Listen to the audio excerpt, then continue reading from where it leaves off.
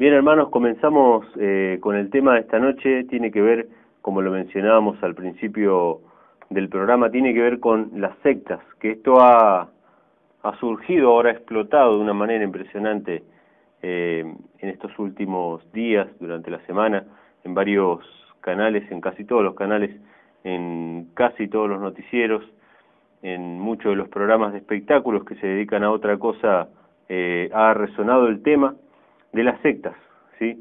Un muchacho, no recuerdo ahora bien el nombre, que tiene su familia metida en una secta o en una organización relacionada con el yoga. Él había sido víctima de abuso, su familia está aún dentro de esa comunidad, y él, luchando justamente para recuperar a su familia, está solicitando por todos los medios posibles una ley antisecta, ¿sí? Este es un tema muy delicado, ha explotado en los medios de comunicación, se han hecho eco casi todos los programas y todos han dado su opinión, muchas de ellas realmente interesantes, las opiniones que se han escuchado. Yo he visto solamente un par de programas, realmente me pareció que este tema no saltó porque sí, que este tema tiene realmente un propósito, que se está empezando a hablar ahora de las sectas y su peligrosidad, las posibilidades de regular o de controlar esto, de que el Estado de alguna manera intervenga para regular esto, siempre teniendo en cuenta, mis hermanos, tengamos en mente que la mayoría de estas así llamadas sectas, la mayoría de estas organizaciones cerradas, que muchas de ellas han recibido denuncias por abuso de menores, como fue lo de este conocido Maestro Amor, que es un guía espiritual también aquí en Argentina, que está en libertad, que hace poco salió en los medios y bueno, ahora está en libertad todavía. La mayoría de estas organizaciones están registradas en los ficheros de culto. Tengamos en cuenta eso, tengamos en mente eso. Supongamos que se quiera regular, legislar, controlar o fiscalizar un poco más, justamente para que no se cometan estos abusos, que seguramente la mayoría de ellos deben ser ciertos, no me cabe la menor duda. Esto es simplemente una opinión, pero creo que es así. Si se tratara de legislar, controlar, fiscalizar más a fondo a todas estas organizaciones que ya están registradas en el fichero de culto, ¿qué queda para aquellos movimientos espontáneos, movimientos independientes, que están buscando la verdad de Yahweh y que no están registrados en el fichero de culto? No sé si me explico con la reflexión. Es decir, el control, las exigencias de garantías por escrito de una organización, de una lista de creencias y todo ese tipo de cosas va a ser prácticamente absoluta. Entonces, yo creo que tiene un propósito. Este tema de que haya explotado el tema de las sectas realmente tiene un propósito, que es que de a poco, lentamente, se vaya quitando la libertad de conciencia, ¿sí? Por supuesto que todos aquellos que hayan cometido delitos de este tipo, delitos sexuales o delitos de abuso o lavado cerebral o le hayan quitado el dinero a la gente y todo este tipo de cosas, tienen que pagar sus consecuencias. Son delitos en frente al Estado y sobre todas las cosas son delitos frente a Yahweh, porque una de las cosas que el Creador le ha dado al ser humano, una de las cosas más preciadas que tenemos, que muy difícilmente se nos puede quitar, es la libertad de conciencia, la libertad de elección. Aún podemos estar dentro de una cárcel y ser libres por la libertad de conciencia, por la libertad de pensar y decidir a quién adoramos y a quién seguimos. Sin embargo, hay personas que atentan contra esta libertad, actuando psicológicamente, subconscientemente, manipulando a las personas. Eso es un delito sobre todas las cosas delante de Yahweh, y por supuesto también es un delito frente al Estado y que tiene su pena, por supuesto. Cuando una persona abusa de la buena fe de otra, quitándole el dinero, aislándola de su familia, obligándole a cometer cosas que en su sano juicio esa persona no haría. Hemos visto, nosotros estamos imbuidos en el tema espiritual, en el tema religioso, y hemos visto muchas veces surgir movimientos que tienen una característica de lo que se llama, yo voy a decirlo entre comillas, de lo que hoy por hoy se denomina secta, ¿sí? Que son básicamente estas características. Somos dueños de una verdad absoluta, nos aislamos a nosotros mismos, aislamos a nuestros miembros, los convencemos de que ninguna otra persona fuera de la comunidad es de fiar, aún la propia familia, y bueno, se genera una obediencia absoluta que no es simplemente digna o propia de estos movimientos hoy en día llamados sectas, sino que órdenes religiosas como la de los jesuitas u otras órdenes católicas mucho más antiguas emplean exactamente los mismos medios de control. Si usted lee un juramento jesuita va a ver que el juramento especifica de que el sacerdote no tiene voluntad propia, sino que se somete a la autoridad de sus superiores, ¿sí? Con una obediencia ciega, siendo a sí mismo considerándose a sí mismo como un cadáver. Así lo expresa alguno de los juramentos, de los varios juramentos que hay de la orden jesuita. Entonces, no es propio solamente de los movimientos nuevos o contemporáneos, no, esto es algo que se practica hace siglos, que no es nada más ni nada menos que control mental, por diversas formas, por diversos medios, algunos más sofisticados que otros, pero es eso justamente, someter la voluntad de un hombre a otro hombre. Cuando la Escritura nos dice bien claro que maldito el hombre que confía en el hombre, el que hace de la carne su brazo, ¿sí? Y el que abandona a Yahweh, ¿sí? El que cambia a Yahweh por un hombre. Entiendan los hermanos que nos escuchan por primera vez que cuando decimos Yahweh nos estamos refiriendo al nombre sagrado de nuestro Creador, mal traducido como Jehová, ¿sí? El nombre hebreo es Yahweh. Entonces, las sectas, por supuesto, lo que se llama secta, no es nada nuevo, ¿sí? Son simplemente formas de manipulación. Y muchos de los crímenes que van a salir a la luz, porque muchos van a salir a la luz, van a ser desenmascarados porque traen un beneficio para el nuevo orden mundial. ¿A qué me refiero? Estos crímenes podrían seguir impunes durante mucho tiempo, porque hay poderes que los controlan, hay poderes que los tapan, pero podrían salir a la luz si sirven a los propósitos de la ley marcial o de la dictadura mundial que va a ser el nuevo orden mundial. Si yo desenmascaro muchos de estos crímenes cometidos por las llamadas sectas, que son reales y son ciertos, y que Yahweh ha de tomar nota de cada una de estas cosas, voy a precipitar leyes, como la ley que está proclamando este muchacho, que con justa razón, obviamente él lo hace después de haber perdido a su familia, no cuestiono sus motivos, leyes antisectas que no van a ser ni más ni menos que leyes que van a coartar la libertad de culto, no solamente en nuestro país, sino que a nivel mundial, ¿sí? Van a coartar la libertad de culto de las personas. Las personas ya van a tener que rendir cuenta de todas las creencias, de todas las cosas, van a tener que estar amoldada su creencia a ciertos parámetros aceptables, ¿sí? Porque no nos olvidemos que el que pone el mote de secta, el que pone el que cataloga de secta a una organización o un movimiento o lo que fuera, no es objetivo. La regla no es igual para todos. De hecho, es muy interesante ver de dónde viene la palabra secta. Si nosotros rastreamos los orígenes de la palabra secta, vamos a ver que, si bien suena despectivo, hoy por hoy suena despectivo, como otras palabras como por ejemplo fundamentalista. La palabra fundamentalista es una palabra que hoy suena despectivo porque se confunde con otra que es fanático. Y no son lo mismo. La palabra fundamentalista y fanático no tienen nada que ver, absolutamente nada que ver. La palabra fundamentalista tiene que ver con una persona que tiene un fundamento en lo que cree y que no se va a mover de ese fundamento, de lo que él cree, aunque lo maten. Ha pasado en la historia de la humanidad con los mártires que murieron en la Edad Media, que creían en las Escrituras, no se querían postrar delante de una imagen y los quemaron en el fuego. Eso es una persona fundamentalista.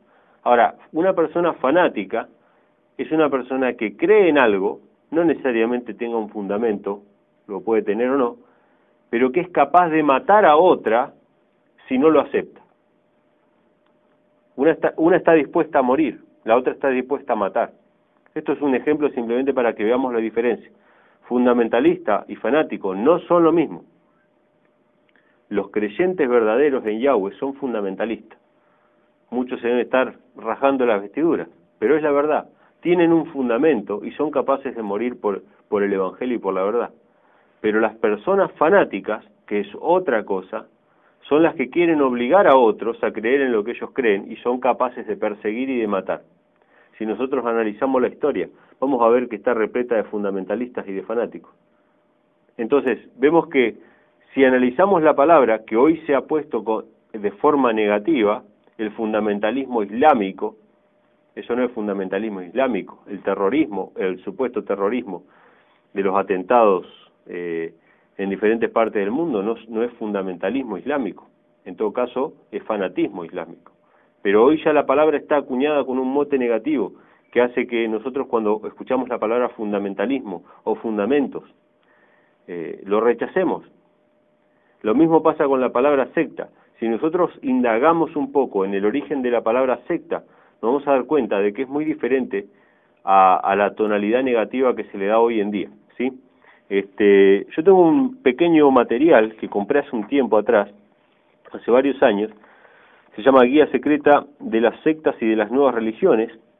Es un material bastante sencillo que tiene una visión, o más bien una descripción un poco superficial de diferentes movimientos religiosos, ¿no?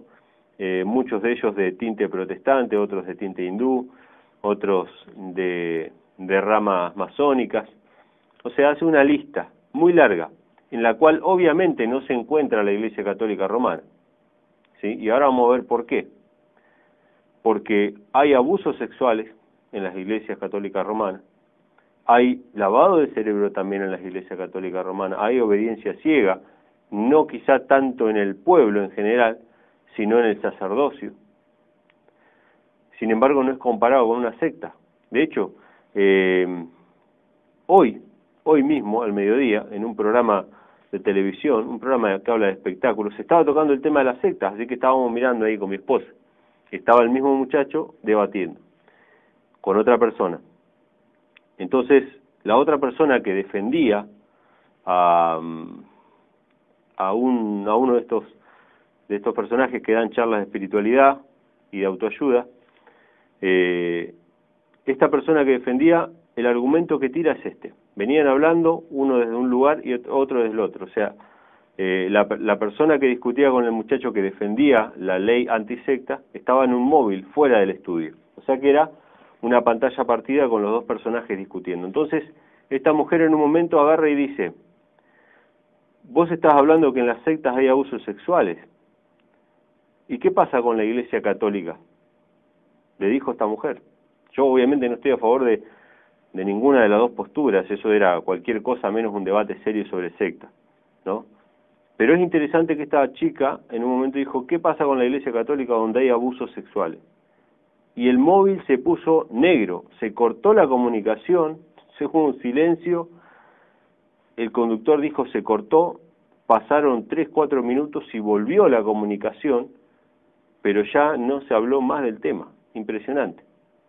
Realmente fue impresionante, le dije a mi esposa: ¿viste lo que pasó? Ella dijo: ¿qué pasa con la Iglesia Católica? Y se cortó la comunicación. Hay una madre y hay muchos hijos. El que lee entienda, lee en el libro de Revelaciones, hay una madre y hay muchos hijos. En este libro sobre sectas, me pareció interesante justamente la introducción que habla de la palabra secta, y dice lo siguiente: existe pues una dificultad terminológica que crea unas fronteras imprecisas en torno a las sectas. Ni siquiera están claras las diferencias entre sectas y algunos partidos políticos o determinados círculos culturales.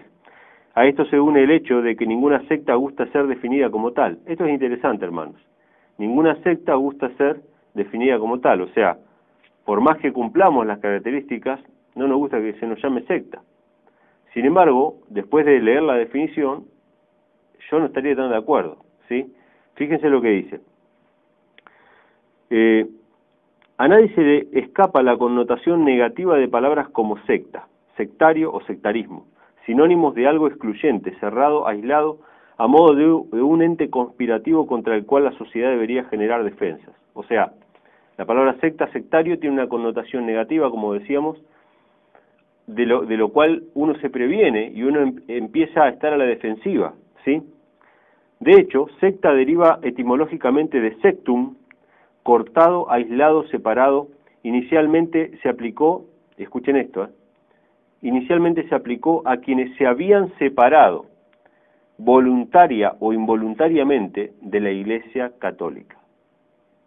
Esto es un libro, una guía sobre sectas que no tiene ninguna religión particular. De hecho, el mismo autor, se llama profesor Sebastián Darbo, tiene otros libros sobre esoterismo, sobre horóscopo y etcétera, ese tipo de temas, ¿no? Pero es muy interesante, el origen de la palabra secta. Fueron catalogados secta aquellos que voluntariamente se separaron de la Iglesia Católica. Desde este punto de vista, las iglesias protestantes surgidas en el siglo XVI son sectas, al igual que las herejías que aparecieron en la Edad Media. Llámese herejías a arrianos, cátaros, valdenses, etcétera. ¿Sí? Interesante que los arrianos no creían en la Trinidad y los valdenses guardaban el Shabbat, ¿sí? Y ellos eran llamados sectas. Porque ¿qué significa secta? Cortado, separado de la Iglesia Católica Romana. Entonces, en nuestro país se considera secta, o sea, literalmente se considera secta a toda organización, movimiento religioso que no forme parte o que no esté avalado o que no surja de la Iglesia Católica Romana. Todo lo que esté separado de la Iglesia Católica Romana es una secta. De hecho, cuando nosotros hablamos de un fichero de culto, la palabra culto, culto religioso o culto, tiene que ver con secta, ¿sí? O sea, la Iglesia Católica es iglesia, pero los demás son cultos. Por eso tienen un número con el cual son catalogados y son aprobados y monitoreados por la Iglesia romana, ¿sí? Entonces fíjense que ahora, para mí, ya la palabra secta no tiene más una connotación negativa. Ahora tiene una connotación positiva, porque yo sí he decidido separarme de la Iglesia popular o de la Iglesia mundial, que es la Iglesia romana. Ahora, muchas de las actitudes, yendo un poco más a lo propiamente bíblico, que es lo que yo quiero compartir con ustedes, muchas de las actitudes cerradas que tienen algunos movimientos religiosos. Yo no quiero hablar puntualmente de denominaciones, porque yo sinceramente creo que la mayoría de las denominaciones lo que hacen es oprimir a la gente. O sea, de alguna u otra manera las privan de la capacidad de decidir ciertas cosas por el hecho de que tienen un credo establecido y no dejan que la Escritura misma, que Yahweh mismo les habla a través de la Escritura. Y a veces creen o guardan cosas o enseñan cosas que no tienen fundamento en la Biblia, pero lo hacen porque la organización así lo manda, o los hombres lo decidieron así. Lo digo por experiencia, yo mismo lo hice, guardé cosas y enseñé cosas que estaban erradas, pero lo enseñé porque la organización o la iglesia lo mandaba así. Pero muchas de las actitudes que generan esto, o sea, el cerrarse y aislarse absolutamente de la sociedad, ¿sí? El considerar que todos los que no tienen ese mensaje están perdidos, o que nada bueno se puede hallar en alguien que no pertenezca a mi movimiento. Eso, mis hermanos, la Escritura no lo enseña. La Escritura sí nos enseña que nosotros tenemos que estar separados del mundo en cuanto a lo espiritual. Tenemos que estar separados del mundo en cuanto a lo que creemos, porque la amistad con el mundo es enemistad con Yahweh, así lo dice, lo vamos a leer ahora a continuación. Pero nuestro deber es ser de bendición para el mundo, ser de luz para las naciones. Nuestra luz, por medio de nuestras buenas obras, debe brillar para aquellos que no conocen el Evangelio. Yahshua, el Mesías, oró una vez por sus discípulos. Esto está en Juan, capítulo 17. Les voy a pedir que me acompañen con sus Biblias. Y vamos a leer un pasaje. Se encuentra en Juan, capítulo 17, la oración de Yahshua por sus discípulos. En este mensaje, el Mesías le pide al Padre algo sobre sus discípulos, algo que tiene que ver con lo que nosotros estamos viviendo en nuestra experiencia espiritual cada día.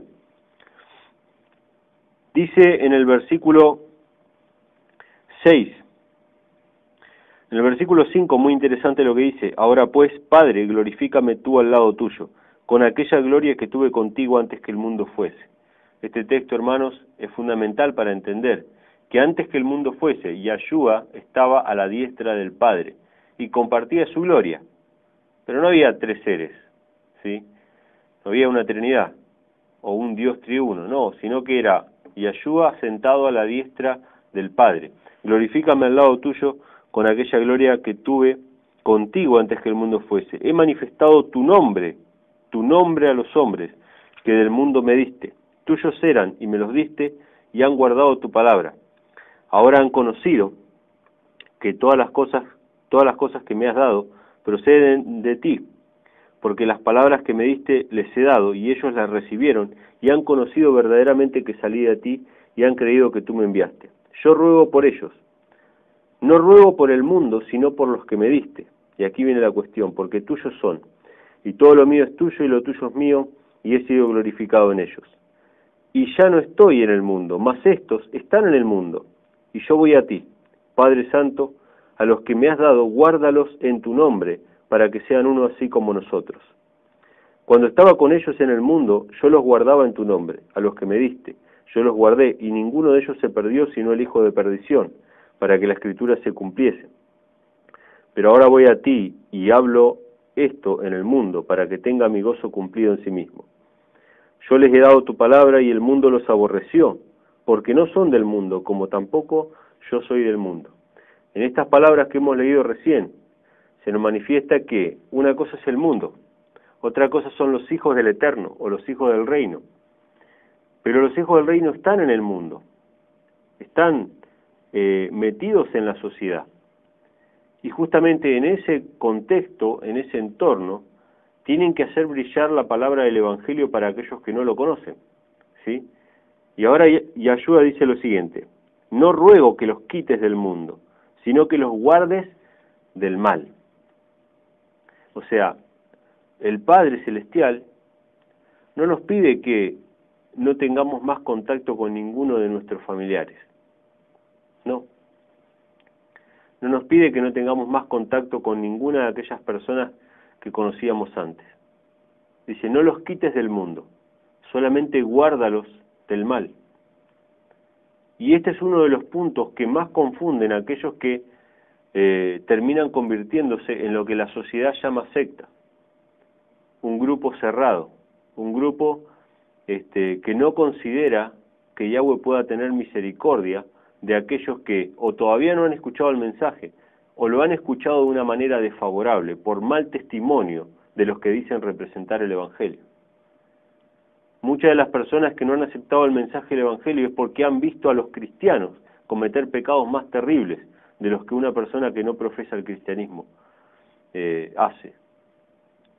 Entonces, en condiciones desfavorables fue presentado un mensaje muchas veces culpa de nosotros, porque la Escritura dice en Romanos, que capítulo 1, capítulo 2, dice, por causa de ustedes, le dice Pablo a los judíos, por causa de ustedes, el nombre de Yahweh es blasfemado entre los gentiles. O sea, porque damos mal testimonio.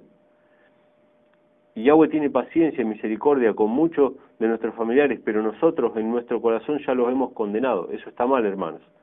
No ruego que los quites del mundo, sino que los guardes del mal. Nosotros debemos ser guardados del mal, del pecado. No tenemos que llegar a practicar lo que el mundo practica, pero que tenemos que tratar de salvar acá a alguno de ellos, a tantos como podamos, mostrándole por medio de nuestras obras y por medio de la palabra del Evangelio que hay un Elohim en los cielos que puede perdonar nuestros pecados y limpiarnos de toda maldad. En el versículo 17 dice, santifícalos en tu verdad, tu palabra es verdad, como tú me enviaste al mundo, yo los envío al mundo, y por ellos yo me santifico a mí mismo, para que también ellos sean santificados en la verdad. Mas no ruego solamente por esto, sino también por los que han de creer en mí, por la palabra de ellos. En esta oración, Yeshua no solamente está orando por sus discípulos, sino que está orando por muchos que van a creer en Yeshua por la palabra de ellos. En esta oración Él estaba orando por cada uno de nosotros, personalmente, por cada uno de ustedes que están escuchando también del otro lado el mensaje. La oración sigue, yo no voy a seguir leyendo por causa del tiempo, pero sí quiero compartirles otro pasaje. Aquí tenemos que tener un equilibrio. No tenemos que cerrarnos a aquellos que son nuestros familiares, nuestros amigos, otras denominaciones inclusive, que a veces nosotros pensamos que somos dueños de la verdad. Muchas veces Yahweh presenta la verdad por los canales menos esperados. Siempre la verdad nos va a conducir al fundamento de las Sagradas Escrituras, por eso tenemos un fundamento, el único y firme fundamento que es Yeshua el Mesías, la palabra de Yahweh, ¿sí? Pero hay consejos también que nos hablan de no tener amistad con el mundo. Vamos a leerlo también. El siguiente pasaje se encuentra en el libro de Santiago. Santiago, en realidad la carta se llama la carta de Jacobo, capítulo 4, versículo 1 en adelante. Dice, ¿de dónde vienen las guerras y los pleitos entre vosotros? ¿No es de vuestras pasiones las cuales combaten en vuestros miembros? Codiciáis y no tenéis, matáis y ardéis de envidia y no podéis alcanzar, combatís y lucháis, pero no tenéis lo que deseáis, porque no pedís. Pedís y no recibís porque pedís mal para gastar en vuestros deleites, oh almas adúlteras. ¿No sabéis que la amistad del mundo es enemistad contra Elohim? Cualquiera pues que quiera ser amigo del mundo se constituye enemigo de Elohim. ¿O pensáis que la Escritura dice en vano, el Espíritu que Él ha hecho morar en nosotros nos anhela celosamente? Pero Él da mayor gracia, por esto dice, Elohim resiste a los soberbios y da gracia a los humildes. Someteos pues a Elohim, resistid al diablo y huirá de vosotros. Acercaos a Elohim y Él se acercará a vosotros. Pecadores, limpiad las manos, y vosotros los de doble ánimo, purificad vuestros corazones. Fíjense, hermanos, que es el mismo principio. Cuando dice enemistad, que la amistad con el mundo es enemistad con Elohim, luego nos dice, resistid al diablo y huirá de vosotros. Cuando dice que nosotros no tenemos que tener amistad con el mundo, no se refiere a las personas, se refiere al mal, al pecado, a Satanás, ¿sí? Por eso lo menciona nuevamente aquí. Nosotros tenemos que amar a nuestros semejantes, tenemos que amar a nuestro prójimo. No tenemos que participar en el pecado, por más familiar que sea, por más amigo o hermano o lo que fuera. Tenemos que guardarnos del mal, pero tenemos que amar a aquella persona que está sin el conocimiento de la salvación, simplemente en la misma condición que nos encontramos cada uno de nosotros antes de ser llamados por Yahweh. Vamos a leer otro pasaje que se encuentra en 2 de Corintios, que nos habla más o menos de lo mismo. 2 de Corintios, capítulo 12.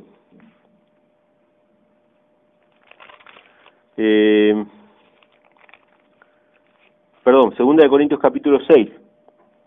También nos habla más o menos de lo mismo. Dice, no os unáis en yugo desigual con los incrédulos, porque ¿qué compañerismo tiene la justicia con la injusticia? Fíjense, hermanos, primero habla de los incrédulos, pero después nos dice, ¿qué compañerismo tiene la justicia con la injusticia? Está hablando de dos cosas, la obediencia y el pecado. Nosotros tenemos que permanecer separados del pecado. Dice, ¿y qué comunión la luz con las tinieblas? ¿Y qué concordancia el Mesías con Belial? ¿O qué parte del creyente con el incrédulo? ¿Y qué acuerdo hay entre el templo de Elohim y los ídolos? Porque vosotros sois el templo de Elohim viviente. Como Elohim dijo, habitaré y andaré entre ellos, y seré su Elohim. Y ellos serán mi pueblo, por lo cual salid de en medio de ellos, apartaos, dice Yahweh, y no toquéis lo inmundo, y yo os recibiré, y seré para vosotros por padre, y vosotros me seréis hijos e hijas. Dice Yahweh Todopoderoso. Así que, hermanos, vemos acá que Yahweh nos pide a nosotros una separación del pecado, una separación del mundo, ¿sí? Y otro pasaje que quiero leer se encuentra en Mateo. Mateo capítulo 9, versículos del 9 al 13, y esto quizá es una contraposición que nos va a marcar el equilibrio.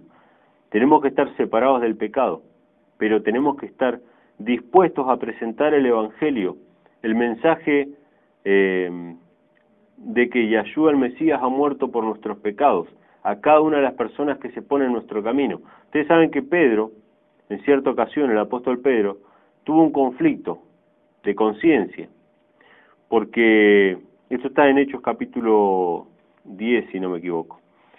Pedro tuvo un conflicto en su conciencia porque él fue a orar, era el mediodía, era la hora sexta, tenía hambre, pero era el horario de oración, así que él fue a orar, y en visión Yahweh le muestra un lienzo que baja del cielo, lleno de animales y aves inmundas.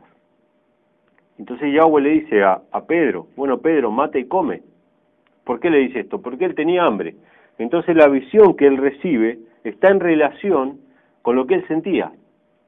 Muchos utilizan esta visión o este pasaje de la Escritura para decir que Yahweh permite comer animales inmundos. No es así. Es simplemente un ejemplo. También hay ejemplos como cuando Yahshua dice que he aquí yo vengo como ladrón en la noche. Es un ejemplo. Robar no está bien. Simplemente se nos menciona como ladrón en la noche para darnos un ejemplo. Y aquí en este ejemplo, Yahweh le dice a Pedro, mata y come. Animales inmundos. Entonces Pedro dice, no, pero nunca ha entrado cosa inmunda en mi boca. Entonces Yahweh dice, no llames inmundo lo que yo he limpiado. En el mismo momento que Yahweh estaba hablando con Pedro, estaba hablándole a Cornelio, un centurión romano, de entre los gentiles, que no era del pueblo judío, a quienes los judíos despreciaban como si fueran animales. Hasta el día de hoy, la tradición judaica, dentro de las tradiciones judaicas, dentro del Talmud, se menciona esta diferencia que no es más ni menos que racismo, ¿sí? Considerando a otras razas inferiores como animales. Pedro tenía esas enseñanzas en su mente y dice, no voy a comer cosa inmunda, y Yahweh le dice, no llames inmundo a lo que yo he limpiado. Y cuando Pedro fue a predicarle a Cornelio y vio toda la gente que estaba escuchando el mensaje del Evangelio, Pedro no dijo nada nuevo, dijo lo que la Torá de Moisés decía en el libro de Deuteronomio. Ahora entiendo que Yahweh Elohim no hace acepción de personas. ¿Cuándo dijo esto Yahweh al pueblo de Israel? Se lo dijo cuando salió de Egipto. Y le dijo, recuerda que extranjero fuiste en la tierra de Egipto, así que vas a tener misericordia del extranjero. Hasta el día de hoy, no voy a hablar en general, pero muchos del pueblo de Israel no recuerdan y no se acuerdan que fueron extranjeros y tratan a los extranjeros como si fueran animales. Entonces Yahshua, haciendo justicia con este punto, en Mateo capítulo 9, dice lo siguiente en el versículo 9, pasando Yahshua de allí, vio a un hombre llamado Mateo, que estaba sentado al banco de los tributos públicos, y le dijo, sígueme, y se levantó y le siguió. Y aconteció que estando él sentado a la mesa en la casa, he aquí que muchos publicanos y pecadores que habían venido se sentaron juntamente a la mesa con Yahshua y sus discípulos. Cuando vieron esto los fariseos dijeron a los discípulos, ¿por qué come vuestro maestro con los publicanos y pecadores? Al oír esto Yahshua les dijo, los sanos no tienen necesidad de médico, sino los enfermos. Id pues y aprended lo que significa, misericordia quiero y no sacrificio, porque no he venido a llamar a justos, sino a pecadores al arrepentimiento. En una secta, o en lo que se llama hoy en día una secta, lo que pasa en un grupo cerrado, se considera que uno es dueño de la verdad y que los demás están en oscuridad o en tinieblas, o que están perdidos. Sin embargo, Yahshua se fue y se sentó con aquellos que eran considerados los más perdidos de la sociedad, publicanos y pecadores, para enseñarles el Evangelio, porque no vino a llamar a sanos, sino a enfermos. Ellos son los que tienen necesidad de médico. Vamos a leer el último pasaje y ya no vamos porque estamos sobre la hora. En el Mateo mismo capítulo 5 están las palabras más directas, más concretas sobre lo que significa la verdadera religión. Santiago lo dice de otra manera, Jacobo dice: la verdadera religión o la religión pura y sin mancha es esta, visitar a los huérfanos, a las viudas en sus tribulaciones y guardarse sin mancha del pecado. No es simplemente visitar a las viudas, o sea, también guardarse sin mancha del pecado, guardarse del mundo, en el sentido que la Biblia dice. Y en el capítulo 5, versículo 14 de Mateo dice: vosotros sois la luz del mundo. Una ciudad asentada sobre un monte no se puede esconder, ni se enciende una luz y se pone debajo de un almud, sino sobre el candelero y alumbra a todos los que están en casa. Así alumbre vuestra luz delante de los hombres, para que vean vuestras buenas obras y glorifiquen a vuestro Padre que está en los cielos. Si en algún momento el pueblo de Elohim ha de ser perseguido y ha de ser encarcelado, no va a ser por el mal testimonio, no va a ser por el mal testimonio, no va a ser por crímenes o delitos, sino que va a ser por sus buenas obras que alumbraron, ¿sí? Por eso tiene que ser el pueblo de Elohim perseguido. Nosotros no podemos seguir el camino que la mayoría de las religiones siguen y ocultar debajo de la alfombra los pecados. Yahweh tiene que transformar nuestra vida y nuestras obras tienen que dar testimonio de que Yahshua el Mesías vive en nuestros corazones. Hermanos, ya estamos sobre la hora, nos quedan solamente un par de minutos, así que les voy a dejar el número de teléfono. Si alguno de ustedes quiere comunicarse con nosotros o pedirnos algún material de lectura, puede hacerlo al teléfono celular, que es el 15